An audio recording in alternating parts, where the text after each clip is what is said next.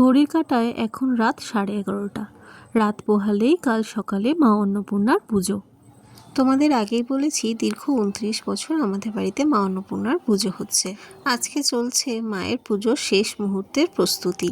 মাকে সুন্দর করে সিঁদুর পরিয়ে মায়ের অলংকারে মাকে সজ্জিত করে দিলাম। আমাদের বাড়ির মাতৃ প্রতিমা তোমাদের কেমন লাগলো আমাকে অবশ্যই কমেন্টসে জানিও। মায়ের অলংকার পরিয়ে নেওয়ার পরে মায়ের হাতে, ভোলা মহেশ্বরের হাতে নন্দী ও জয়ার হাতে পরিয়ে দিলাম হলুদ সুতো। মায়ের মূর্তি দেখে কি বুঝতে পারছো কি কি চেঞ্জেস হয়েছে মূর্তির মধ্যে? বড়মশাই এসে শিব ঠাকুরের গায়ের এই বাঘছালের চাদরটা বানিয়ে দিয়েছে, সাথে শিবের পরনে পরা বাঘছালটাও একটু ডিটেলিং করে দিয়েছে। মা অন্নপূর্ণা, ভোলা মহেশ্বর, নন্দী আর বিজয়ার চোখে একটু ডিটেলিং করে দিয়েছে, যাতে চোখটা আরো বেশি সুন্দর লাগছে পুরো মূর্তিটাকে।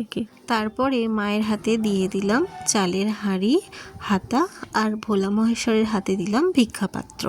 দেখো তো এবার আলটিমেট সব সজ্জার পরে মায়ের মূর্তিটা ঠিক কীরকম দেখতে লাগছে। আমি যেরকমভাবে প্রস্তুতি পর্ব তোমাদের সাথে শেয়ার করলাম, ঠিক সেরকমভাবেই কাল সকাল থেকে মা অন্নপূর্ণার পুজো সমস্ত আচার অনুষ্ঠান নিয়ম সবটাই তোমাদের সাথে শেয়ার করব। তোমরা যারা ইউটিউবে দেখছো তারা লিপিস ওয়ার্ল্ড ইউটিউব চ্যানেলটিকে সাবস্ক্রাইব করে নিও, আর যারা ফেসবুক থেকে দেখছো তারা লিপি হালদার ফেসবুক প্রোফাইলটাকে ফলো করে রেখো।